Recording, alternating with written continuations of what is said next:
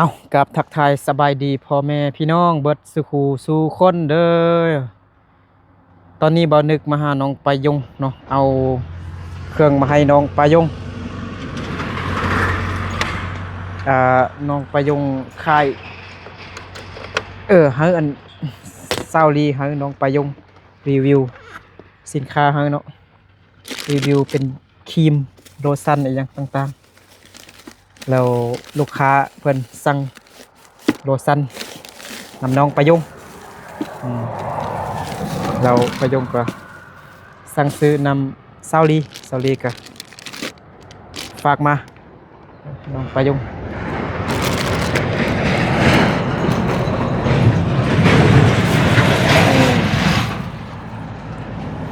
อึ๊บ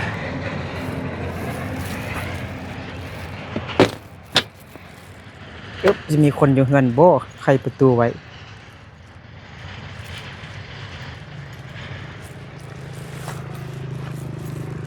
มีคนอยู่เฮือนบ่เงียบอยู่มิดอยู่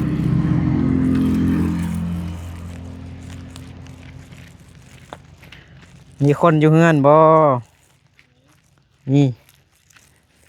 ผู้ใดอยู่เฮือนน่ะบ่เห็นมีผู้ใดจักคนเด้3คนบ่สบายดีน้องหัวปะยงอาป้งกำลังเรียนหนังสืออยู่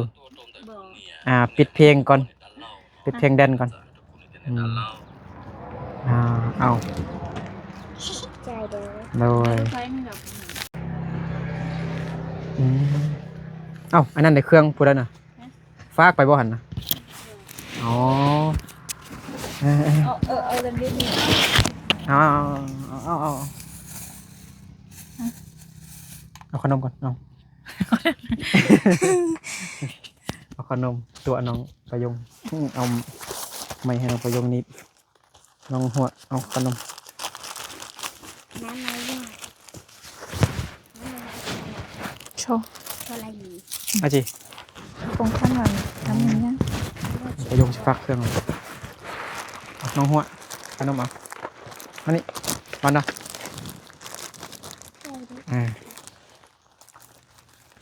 เอาปงเอามานี่พอดีเลยเมื่อกี้ได้ขนมไข่เลยนะโอ้พอดียัง3 ถุงเอาอันนี้ของไปประยงนี่เอาไปยงก็กินขนมอยู่แล้วเนาะไอล่าไปยังไอล่าไปยังฮะโอ้โหเอาของกินแมลงเอาอ้าวจับทุ่งหายเลยจับทุ่งหายจับทุ่งหายจุดนั้นแล้วนี่เป็นไงโอ้อ้าวของกินแมลงปลากระป๋อง2 ป่องกินพูละป่องกินแล้วก็ไปนอนเฮือนไปละเอามายังไงนะเมืองยังนะเมืองนำเมืองนำบากตีบ่ฮู้เมืองนำบากบ่แม่นเมืองนำปากเมืองนำปากบ่มีอยู่โรงหบังเมืองนำบากนำบากเรื่องเบิ่งดูบ่เคยได้ยินเลยเมืองนำปากเป็นเมืองนำบากโรงหบังไอ้บ่เคยได้ไปแต่ว่าไอ้เคยได้ยินอยู่โรงหบังแม่นบ่แม่นเสิร์ชเบิ่งอยู่ Google ดูเปียงลองเบิ่งดูเมืองนำบากบ่แม่นเมืองนำปากเพิ่นนำปาก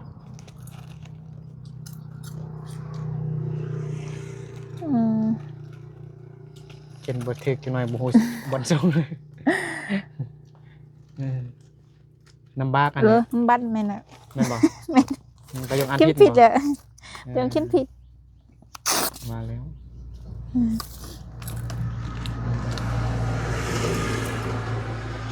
นำบากเอาไว้นั่งตังไหมบ่มานั่งให้นึกบ่ได้เอาก้นมาให้นึกบ่ได้เอาก้นมาเข้าใจบ่บ่นั่นนี่ก็บ่เข้าใจแล้วปะนี่ประโยคหาไอ้นึกนั่งตังแต่ว่าไอ้นึกบ่ได้เอาก้นมาไอ้นึกบ่มีก้นที่เอาบ่ตึกเข้าใจบ่อันนี้เป็นคำที่เขาเมายอกกันซื่อนั่งตังไอ้บ่ได้เอาก้นมานี่เขาเว้ายอกกันหั่นน่ะ โอ้เอามายังก่อนนี่นะคุยมันยังนู่นเนอะ นู่นสิ อ๋อตัวบอลทีบูซ่าเลยนี่เออ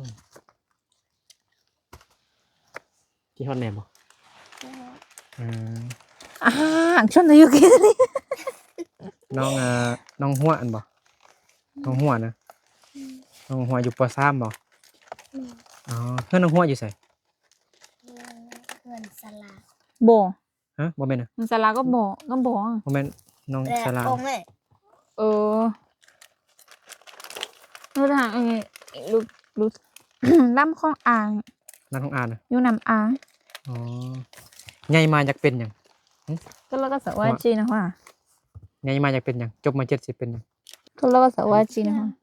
ว่า ใครเครื่องวะ ขายหยังขายเครื่องหยังขายของหยัง ก็สำคัญของอาชีพนะ ขายมังหุง ขายมักเพชร ขายเครื่องนุ่งบ่ เครื่องคือไว้ประโยชน์ อ๋ออยากเป็นแม่ค้าออนไลน์บ่อืมคือว่าอยากขายเครื่องนะเป็นหยังคือว่าอยากขายเครื่องคือว่าอยากขายเครื่อง จะก็สำคัญของ อยากได้เงินบ่ อยากมีเงินเหมือนบ่ม ไป ให้ลาไปดินเหรอ เลย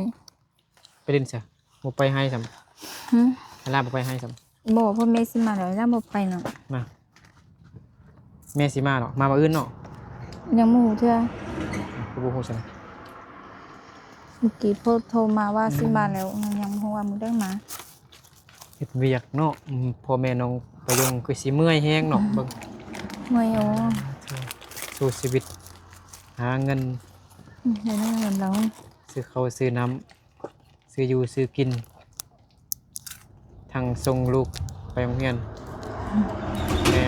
พอน้องไปยงเบิ่งคือสิเมื่อยแฮงบึกมาเธอได้นี่ป้าเมื่อยนอนพักผ่อน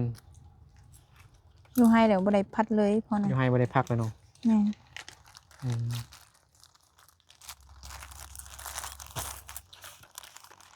อันมีเสื้อบ่ หึ ทงย่างเลยน้องซื้อมาตั้งหากบ่ แม่น อ๋อ อ่า ตับหนึงมันมีจักอันจักทง 50 50ทงบ่ได้มันเขาขายเท่าไหร่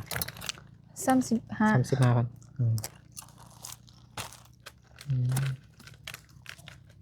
อันนี้มันลูกค้าเป็น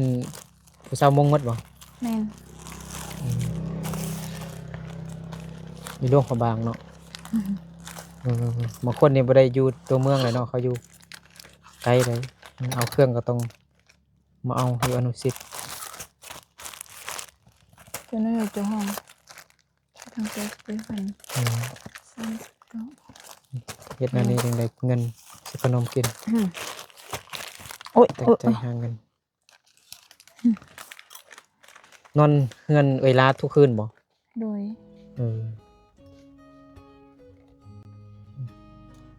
มื้อแรกนี่สิไปหยัง เมื่อกี้แล้วว่าไปมีญาว่าไปนอนน ไปห้องหมอ ำไปเพลอยู่ห้องหมอ ลูกไม่พาไปหยังเจ็บท้อง เลย เจ็บกระเพาะกินวันนั้นที่ ตาตาเห่า เจ็บหัว เจ็บหัว ตัวขาตัวแนม ไอ้พวกอีโม ผู้ใดผู้ใหญ่บ่หรือผู้น้อยหั่นบ่แม่นเนาะผู้ ห ใญ่ น่อย ผู้น้อยเนาะ เลย ฝนตกอากาศเปลี่ยนแปลงเลย นี่เจอหิบัวนี่ อันนี้ได้ฝากจังไดนะ ฮะ อันนี้ได้ฝากจังได เอาไปให้หมูยุงเฮียน อ๋อเราสั่งบ่ เลย 5 คนผู้ใดสั่งนะ ฮะ เราผู้ใดเอาตัวดำมันสีดำมัน ตัวดันเอาฟัดนำเสื้อนเข้าไปยุง ก็เอาอันโลชั่นในเสื้อได้เนาะ เลย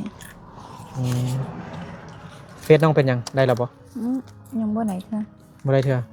มีคนนึงว่าตรงทัด1-5 อาทิตย์แล้ว มันจึงได้เอง อ๋อของไอรี่ก็มักเป็นน่ะเคยเป็นอยู่ด้วยกันเพราะว่าเขาโพสต์ไข้เครื่องนะ พสต์ขายเครื่องเด้ แม่น เดี๋ยวเราลุงเอาอัดที่เดียวมาแล้วเฮีย เพจเฮากับคนติดตาม 10,000เนาะแต่ว่ายังบ่อัปเดตเด้อ ตั้งแต่ต่อเอาอัดที่เรา ดู หือ ลูกน้อยตัวนี้นี่สัญญาณฟ้ามึงเพียงไปนัดต่อหัน แม่ก็ เครื่องนี้อ่ะไอ้หนูไฟฟ้าอยู่มึงเพียงไป แต่ว่าเขาอยู่ซะ เขาอยู่นัดตัวน้อย บ่มีเวลาไปกันเขาร้อนท่ากันบางทีก็ไปมื้ออื่นซื้อน้ำมัน อืม ตัวต้องซื้อน้องไปยัง เมืองนำปากสาขาปาก แทนเส้น ปากมอง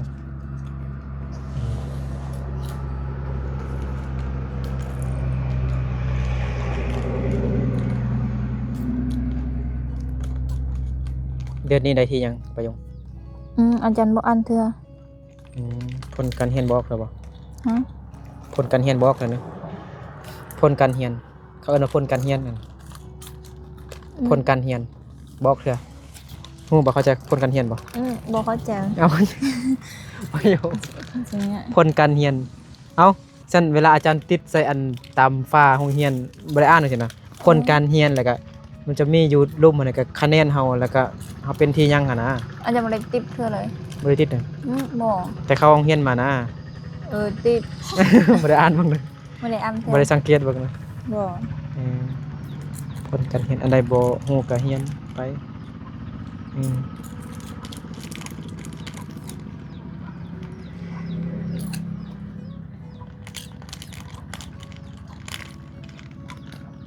ขนาดตัวน้อย บ้านนาตอนน้อย อยู่ปากทางเข้าไปบ้านนาตอนน้อยหั่นกับมีหาร 75,000 กีบอันนี้ แม่น ขายเครื่องอยู่หั่นแพงอยู่เนี่ยแบบอันน้องประยงขายตัว29,000นั่นน่ะ ประยงก็เคยไปซื้อแล้วแต่ อยู่หั่นนะ ซื้อได้ส่งเสื้อเรา75หรือบุคคุณค่ะ อาป้งเป็นหยังนะกินฮอดพ่อแม่บ่ ที่เรา กินฮอดไปบ่ไอ้ชง ไป อ้าวไปแท้นี่ไป ไปเตียฮะ ไปเตีย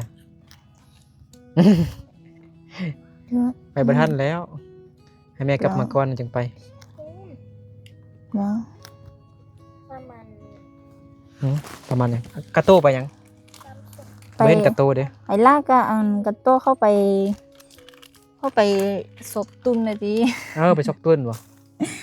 ไอ้ลาไปหากินบ่ แม่น คิดว่าไอ้ลาไปลิ้นเศร้าอืม เดี๋ยวไปอีสังวิจชัด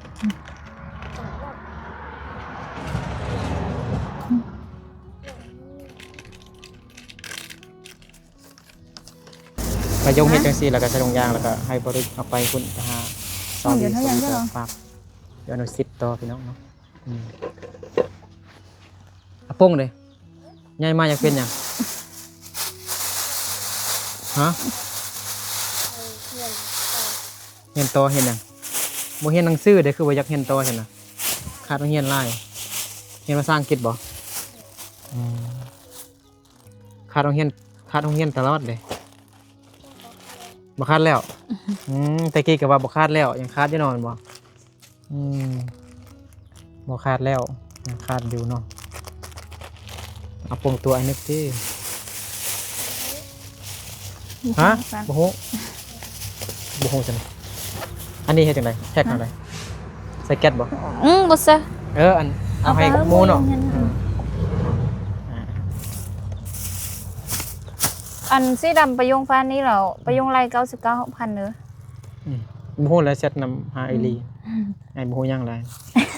ให้เป็นคนทรงซื่อ เสียดูก็มาเก็บด้วยค่ะ เอาแล้วบอกลูกค้าแล้วนี่ซั่นน่ะ ฮะ ว่าบอกลูกค้านะว่าราคาสำนั้นสำนี้ บดแล้ว บอกแล้วบอกแล้ว มันเอาไป โอ เจ้ะ เคกินเขา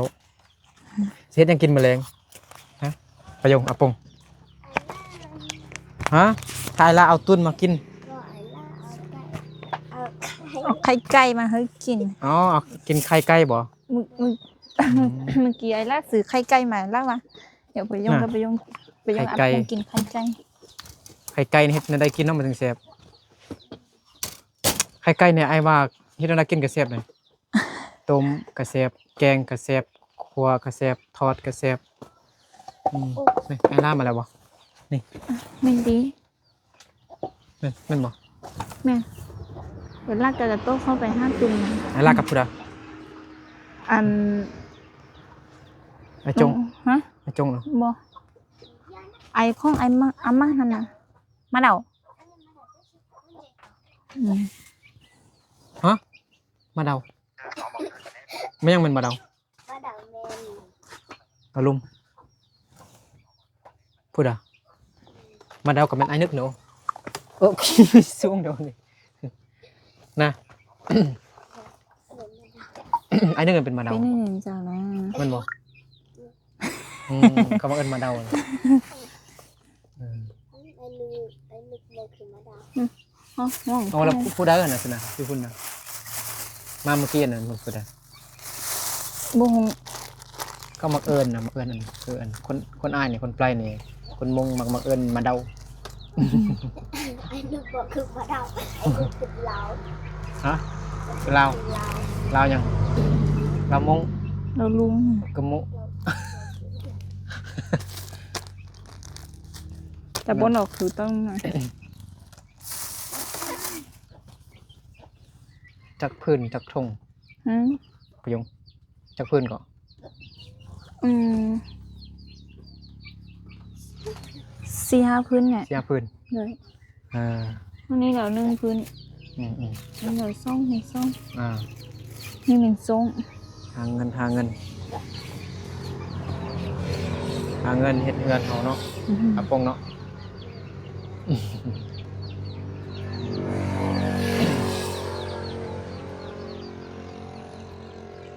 บ่ดังไฟบ่แมลง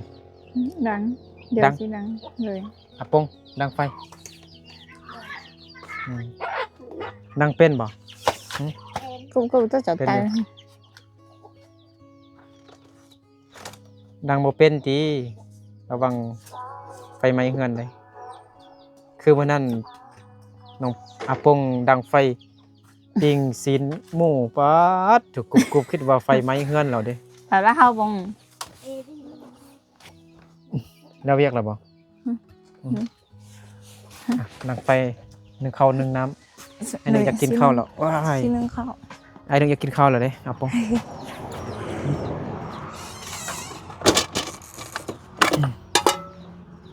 เบิ่งอาปงดังไฟก่อนเป็นอยู่บ่ จะจ่ายเรามาจ่อไหม บ่มีไม้แป๊กซั่น เป็น เนาะ ตัวนะเป็นเรามาจ่อไหมมันชิไปมาจ่อไป เอาสิ ไปยงสีดังเอง ไปยงสิดังเอง เลย ไปยงดังบ่เป็นที่ดังไฟ บุเป็น บ่เป็นเนาะ จูดเอาเนาะ เลย อย่าจูดเฮือนได้ อาปงเด้ล้างหม้อ เป็นตัวละเก้าไป อาปงมันล้างหม้อไปประยงมันดังไฟน้องหัวแมันทากิน สักลอง น้องหัวแมันทากิน เอาไอ้หนึ่งเดี๋ยวชิโต้ก็น่าปอง เนาะ ปลากระป๋องกัน2ป๋องนะ เลยเด็ดสูเรากี่เซนนะคะข้าว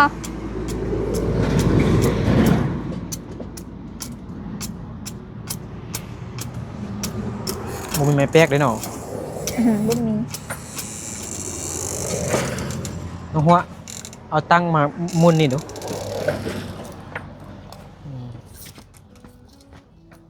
โอเคโอ้มีหูนุ่งสิตัดเงินน้องประยงหูนุ่งมีคนอยู่นอนเฮือนเนี่ยมันทั้งไล่นุ่งเบิ่งน้องอาปงดังมอเป็นบ่ ปองตัวตาลีเขาได้เราเจ้าน้องหมอ ลังเป็นบ่ เห็น เป็น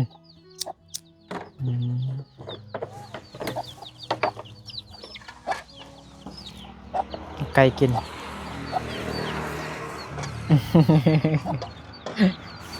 โอ้หนักเลย โอ้ได้แล้วได้แล้วเอาอันไฟพัดเลยไฟเล็กมาพัดเลยไฟเล็กมาพัดเลยอาปง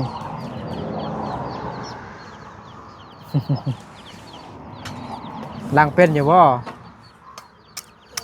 มันเป็น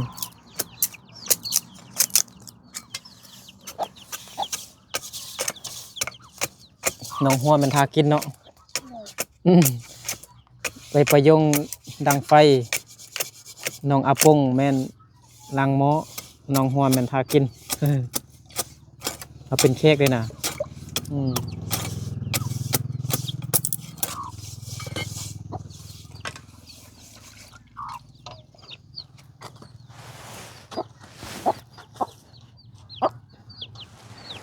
ไก่น้องอาปงล้ายแล้วได้หนอล้างอีกบ่ล้างอี เด็ ก กมา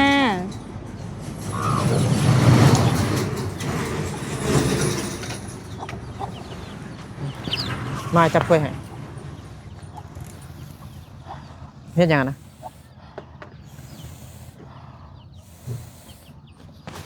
มันนักกว่าเดิมไอ้จับปนิมมองให้ความลงเด้อเอาได้บ่ได้ เด็ แล้ว กเธอซัง ล้างบ่ได้หรือว่าจังไดใส่น้ำสิไป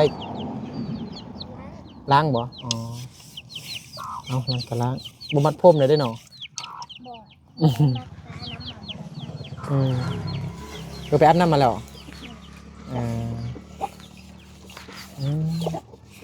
ตั้งใจเฮียนเด้ออาปงเด้อเดี๋ยวที่นึ่งนำเข้าได้เลย กระดองคัดเห็นได้ทำไมที่สีส้ม น่ะ เอ อ๋อ อาทิตย์วันเดือน10 เดือนส้มอาจารย์ว่าเข้าเห็นเปิดได้ที่เสาไป น่ะเอาอาปงคาดโรงเรียนอะไรที่ช่องเขาคาดโรงเรียนอะไรที่เช้าเหรอฮะ ได้ที่ส้มแม่ว่าเข้าเห็นได้ที่เสาไป อืม ซ้ำสุดส้มสุดที่ โอ้บนักติ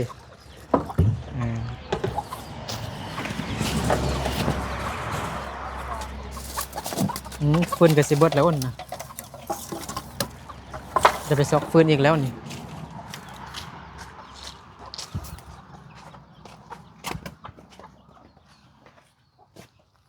โอ้ก็สมมติตั้งเขาแล้ว น้ำลายหนึ่ง แม่น น้ำลายปวด จะได้นอนถอ ไปประยงไห้แล้วเนี่ย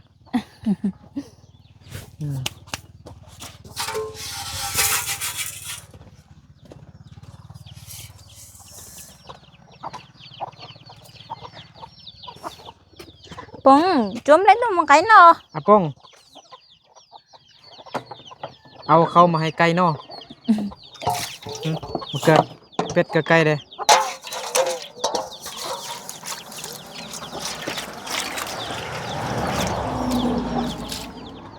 ไก่น้องอาป้องประโยงในลายเลย1 2 นู่น 3 แบบ4 5 นู่นกินเดี๋ยว นู่กินได้บ่ เลยจนกันขึ้นนะ กำลังขึ้นนะเอาเกลือเป็ดดู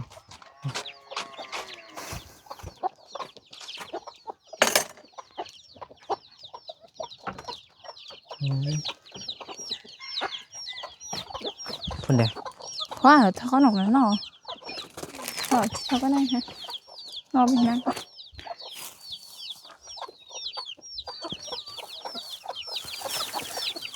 บ่เอาน้ำใส่นี่บ่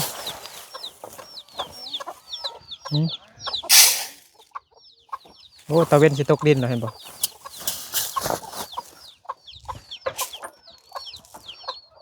อาบน้ำหนาวบ่กระโปรงหนาว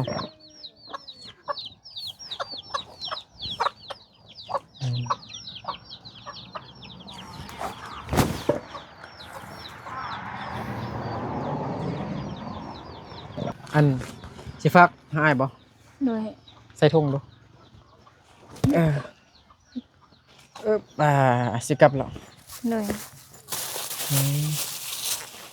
คื รื่องฝากน้องปลายงน้องปลายง นี่ห้อง บ่ได้ อ เฮ็ รุ ด ณสิเด้อ ฮะ ห้องอรุณเด้อ ห้องอรุณบ่ห้องอรุณห้องอรุณห้องอรุณก็ได้ อนุสิบ่ได้ ก็ได้ นี่นะ มี วะ หมดไปยังคิดว่าบ่มีไปยังตัวลูกค้าว่าบ่มีอนุสิทธิ์ เดี๋ยวคือว่าเอ้ยลีเฮ็ดแล้วบ่บ่ได้เฮ็ดเถอะบ่มีแต่ห้องอรุณก่อนยังบ่ได้เฮ็ดเถอะมื้ออื่นพุ่นน่ะจึงได้เฮ็ดอันนั้นบัญชีเฮ็ดข้อมูลอีหยังอยู่อนุสิทธิ์ เด้อ น้องประยงบ่มีบัญชีหยังบ่ได้เฮ็ดบ่ได้กรอกข้อมูลอีหยังอยู่ใน